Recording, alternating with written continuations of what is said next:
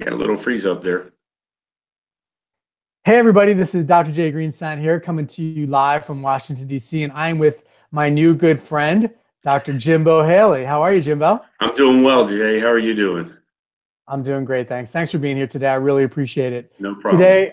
Today I have the opportunity to interview you. You are an Olympian and a doctor of chiropractic. Correct. And you have a remarkable story that we want to share with the rest of the universe. So I'm glad that you're here today. No, thank you. Jimbo, tell us a little bit first about right now, where are you located and what are you doing? Right now I'm in Lake City, Florida, which is a small little town in North Florida, north of Gainesville, Florida, where University of Florida is. We're about 35, 40 miles north of there. And you are a practicing doctor of chiropractic? Correct. That's awesome.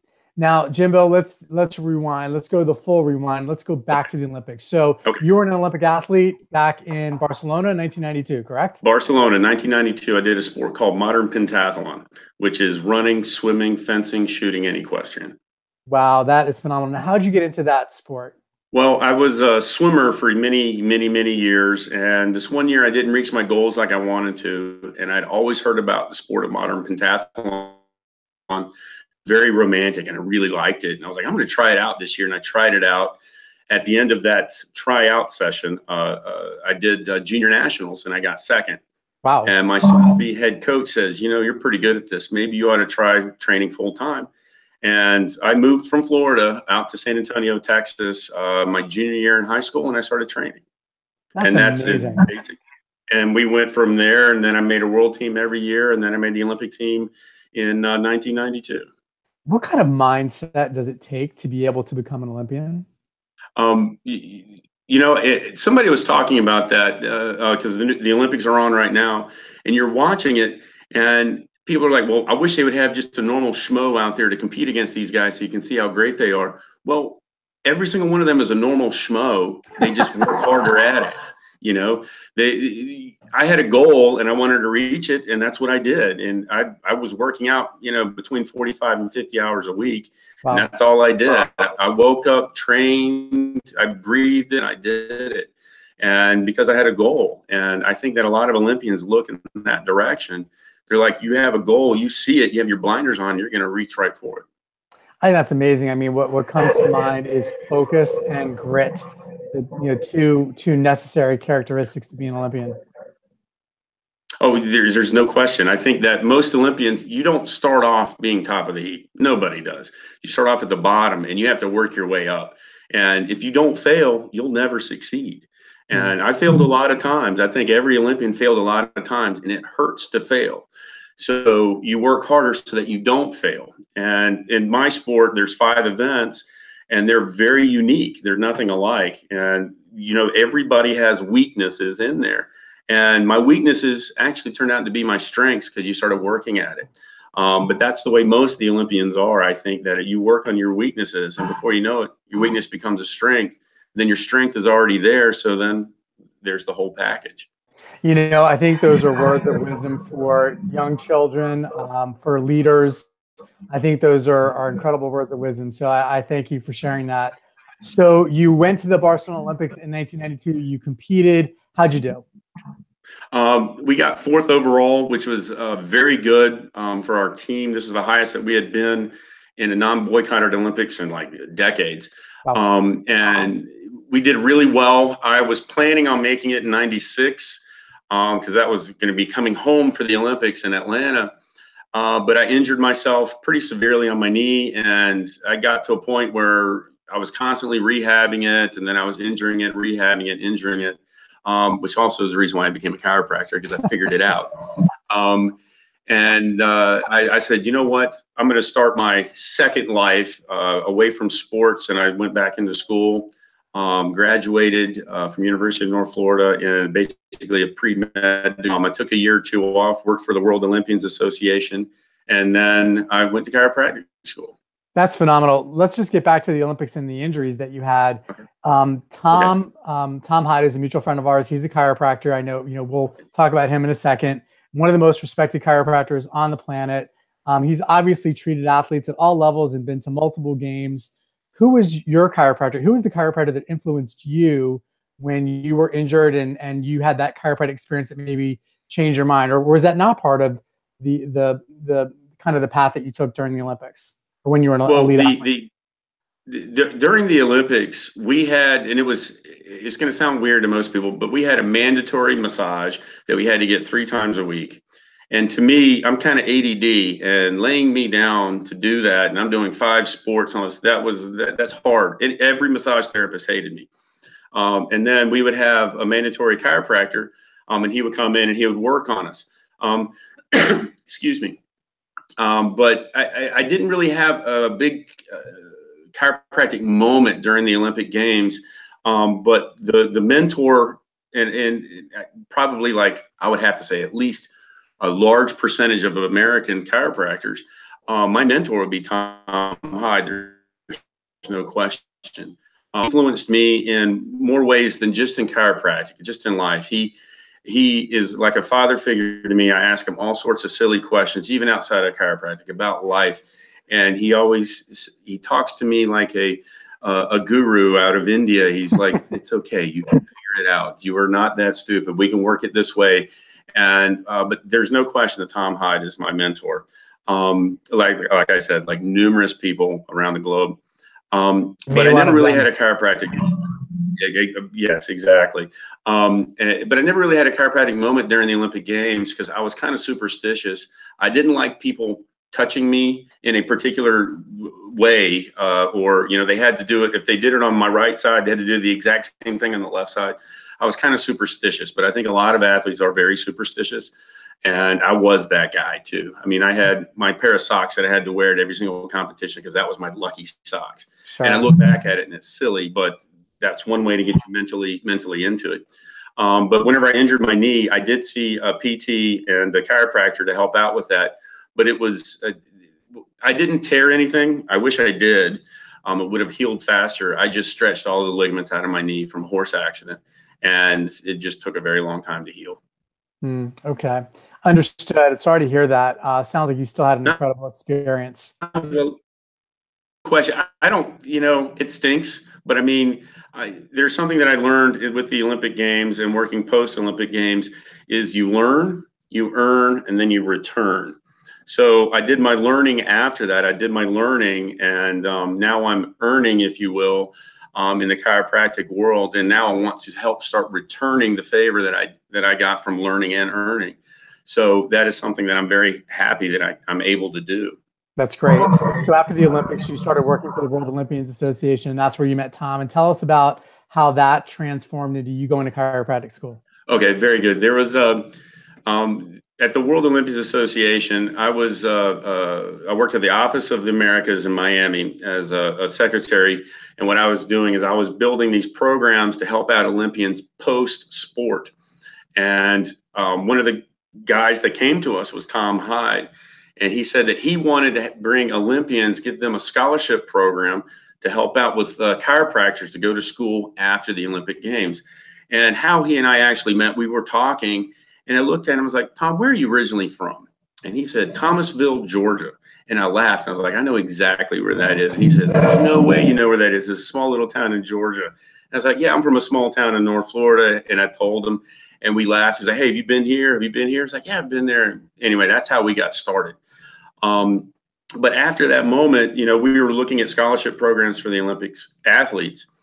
And he was like, why don't you try to become a chiropractor? I was like, come on, man, I'm way too old to be doing that. And he's like, no, I think you can do that. I think you have the mentality for it. And over the months that we were looking at scholarship programs, trying to build this up for athletes or Olympians come in to get a scholarship, and I would sit down and talk about how the program can work, how we can kind of shift it into Olympians getting a scholarship. He says, you know what, why don't you try this school? I think you might mix in well with that school. And I was like, really? And he goes, yeah. And it was Northwestern up in Minnesota. And my dad was from Minnesota. So he would go up there and we would go and I'd visit the school. And I was like, you know what, I kind of like this. This is kind of nice. And the reason why I picked it mostly was because Tom, he's such a great guy. He is a great guy. And he was just the happiest guy I've ever met. And he would never lead anybody in a bad way of any sort. He is such a great guy. And He said, why don't you become that? And I was like, hey, that sounds like a good idea. Spoke with my wife, and she goes, let's do it. And basically that's where it all started back, oh boy, 15, 16, 17 years ago. Wow, that's fantastic. What were the experiences that you used from the Olympics that helped get you through chiropractic school? Well, the main thing that helps you get through is, and everybody remembers their first year in chiropractic school. Oh my gosh, the studying. Oh, how am I going to remember all of this? Oh my gosh, look, I have this much paperwork I have to read. Well, in the Olympic Games, you have to work out hard. You have to, as my coach used to say, we are depositing money in the bank. And whenever we go to a competition, we're going to retrieve all of that money. And it's the same sort of thing in chiropractic school. You are depositing money in your mental bank. And then when it's test time, you got to retrieve that back out. And it was very, very difficult for most people to, in my opinion, to go to chiropractic school because it's not inherent on knowledge that you see every day. This is, working with the anatomy, working with the philosophy, working with this, working with different things that most people don't even cover in even pre-med or even in any other undergraduate schools. But I will have to say I was challenged because I was like, man, this little joker, they gave me a bad grade. You know what? I'm going to go after this guy. And it was a competition between me and the professor, not knowing that the professor didn't know if it was a competition or not, but to me, it was. And so I turned almost every single class into a competition, and I wanted to win. And winning was, getting a good grade. And that's the way I looked at almost, and even post school, I look at that even now. Everything is a competition, and it's not a competition that you see, oh, I want that. It happens inside yourself. And I think most Olympians have that. There's a competition. They know, they see this light at the end of the tunnel, and nothing's going to stop them from getting it. And that's basically what I did to go through chiropractic school. That's really cool. It sounds like the competition inherently is about being your absolute best, like pushing yourself to be your absolute best. Yes, what's the Olympic motto? It's the faster, higher, stronger. And it's that way no matter if it's physical attributes, mental attributes, or philosophical attributes. You have to be better, stronger, faster than anybody else. And that's what it should be with life in general. Love it.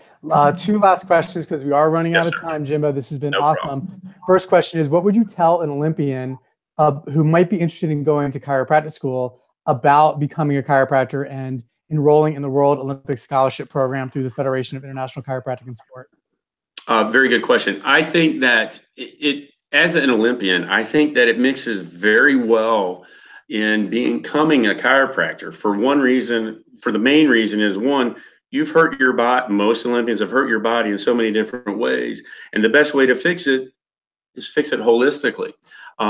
Because I think most athletes do not want to put in any kind of poisons or any kind of special medical treatment into their system because they understand how to be treating yourself holistically through the body, make the body help heal itself better. And I would have to say most Olympians think that way. I also believe that being a chiropractor and being an Olympian, particularly for myself, I have probably hurt almost every single body part from your head to your toe. So I can definitely empathize with every single patient that comes into my room. I was like, you know what? I know exactly what that feels like. Right. I had that back on happened, and here's what I did then, and here's what I would do now.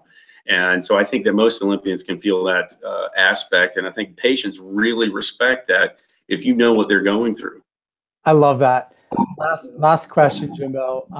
What would you tell the general public about the importance of chiropractic?